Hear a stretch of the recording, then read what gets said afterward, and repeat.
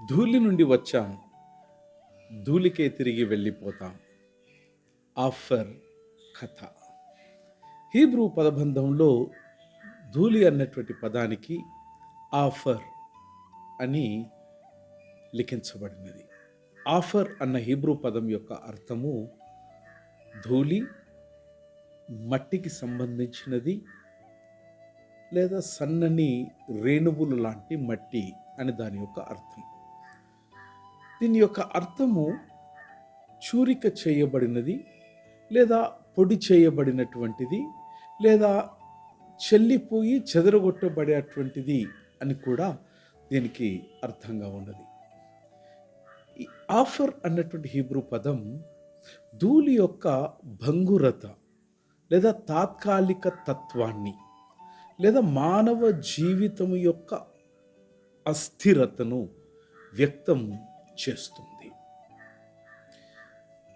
ఇతర సెమెటిక్ భాషలలో సమాంతరమైనటువంటి పదాలు మనం కనుగొనగలుగుతాం. అరామిక్ భాషలో అఫర్ అనగా ధూళి, రేణువులు అని అర్థం.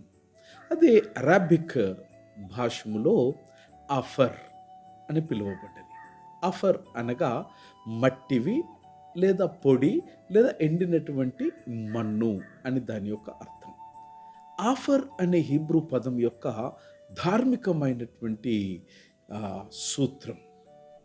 ఆఫర్ అనేది కేవలము భౌతికమైనటువంటి మట్టిని మాత్రమే సూచించదు, కానీ మానవుని యొక్క మరణాన్ని, మానవుని యొక్క వినమ్రతను నింపలేని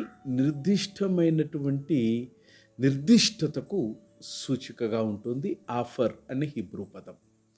సృష్టి యొక్క సందర్భంలో దేవుడు మానవుని ధూళి నుంచి సృష్టించారు.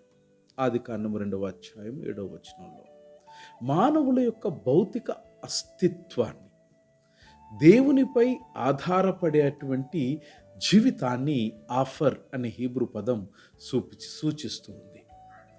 మానవుని యొక్క మరణం యొక్క సందర్భంలో నీవు ధూళివి, ధూళి నుండి చేయబడ్డావు, తిరిగి ధూళివై వెళ్ళిపోతావు.